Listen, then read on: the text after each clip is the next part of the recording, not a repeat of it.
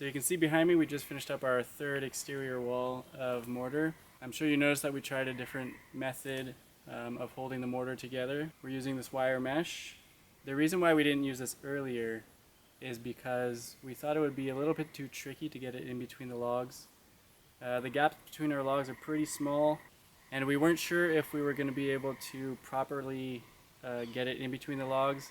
In terms of actually putting the mortar into the gaps of the logs with the mesh, we didn't really notice any difference, though we did have to push the mortar a little bit harder to try and squeeze it between the gaps of the mesh. I think we may have gotten mesh with holes that are a little bit too small. I think if the holes were bigger, it would have been easier to push the mortar in between it. But if we used mesh with even bigger holes in them, it would have been even trickier to get the mesh between the logs because there would not have been as many holes to properly nail it into. So overall, there's pros and cons to both methods. We're not sure how it's going to hold up, whether or not cracks are going to end up forming in a few days. And if it does prevent the mortar from cracking a lot better than the other technique of just nails, then we're definitely going to continue using this for the rest of the cabin. In terms of the other walls that we've done a few weeks ago now, 2-3 weeks, they're looking really good. So the mortar is still adhering nicely to the logs. It feels nice and solid, though there is the occasional surface crack. I think every 3 or 4 feet we've noticed a small crack. They're not too big. We could probably just plaster over them with a cement and water mix just to seal it back up. We really don't think it's going to be a problem long term. But compared to the very first batch that we did a long time ago, it is way better. It actually holds into the logs, and there's very, very few cracks compared to it. So we're really happy with the way it turns out. If the mesh does end up being a better result than these walls, then we'll continue using it. But if we don't really see a difference, then we'll probably just end up using whichever technique we feel like doing.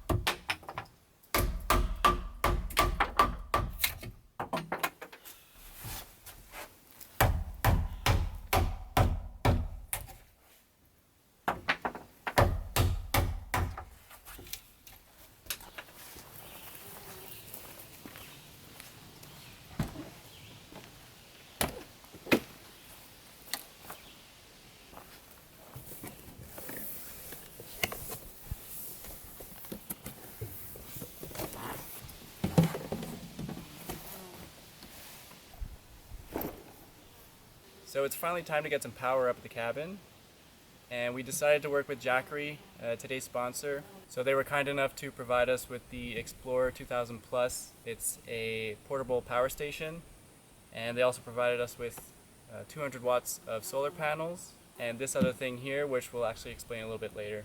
So we went with this model for a few reasons, but one of those reasons is because it's portable, which is really handy for us because we're probably going to be transporting it between our sugar shack here and the cabin next March or April when we start producing maple syrup here. We're going to want a little bit of power to maybe run some lights and some tools. But we won't need it here now, so what we're going to do is we're going to carry it up to the cabin and install it there.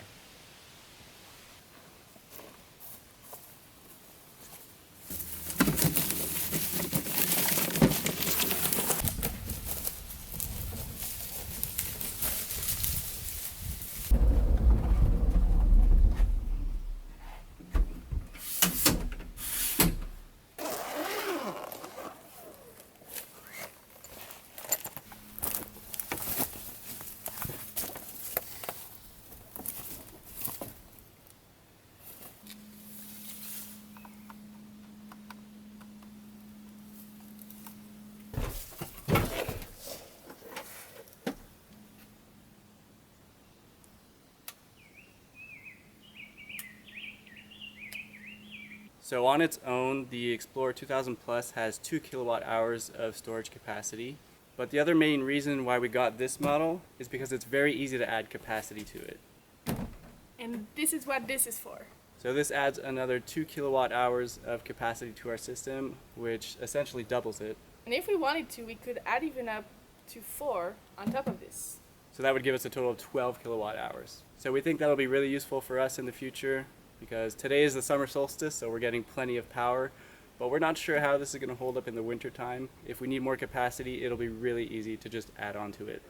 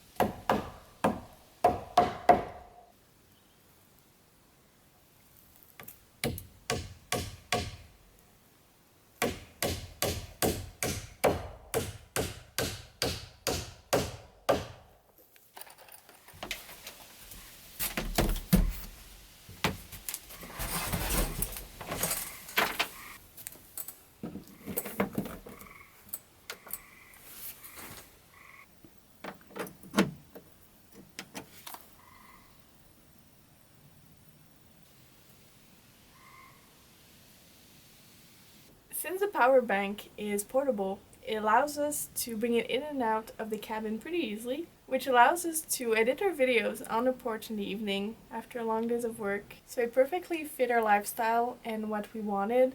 It allows us to enjoy our land even more.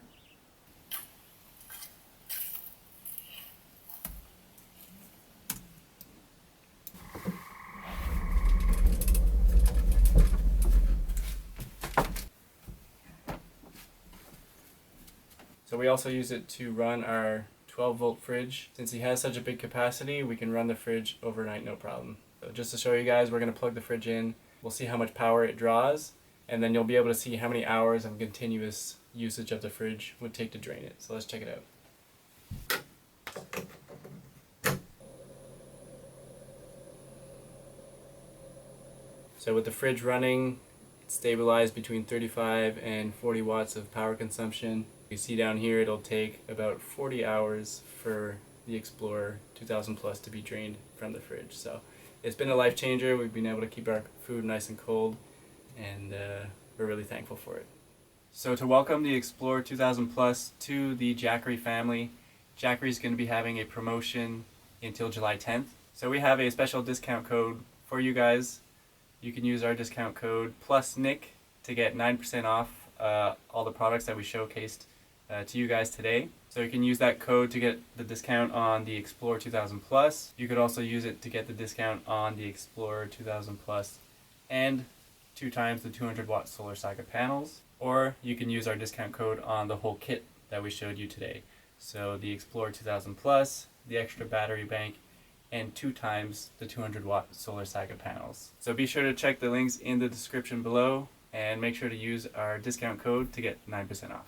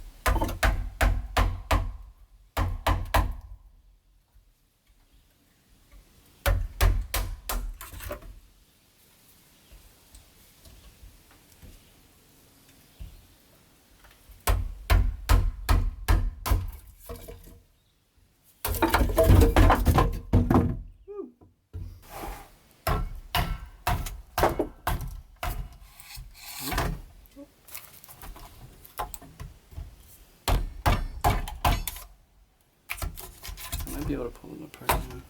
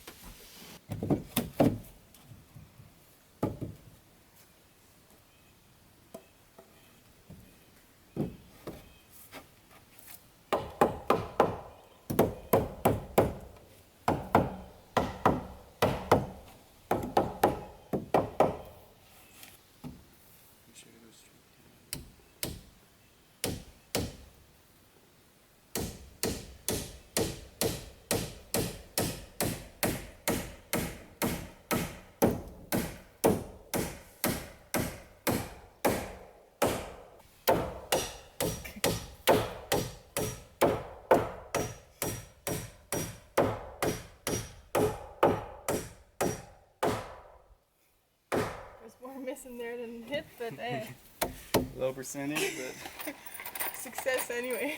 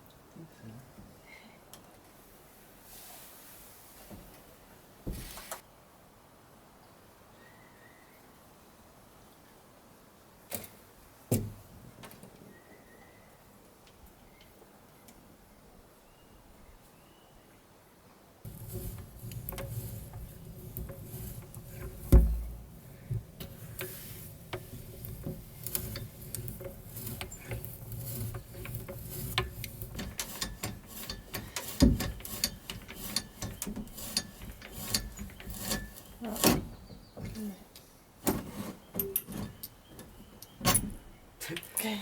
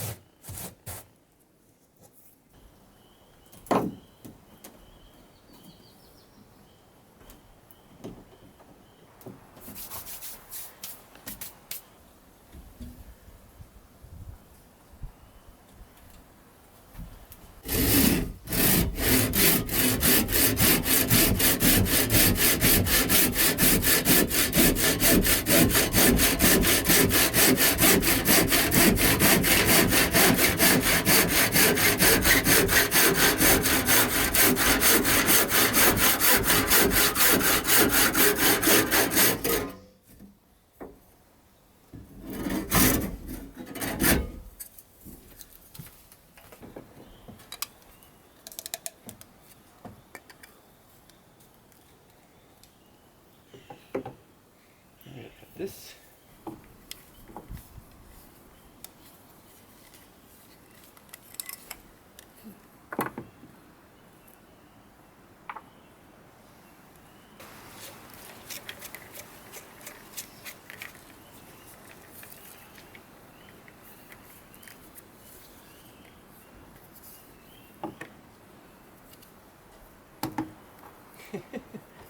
Gorgeous.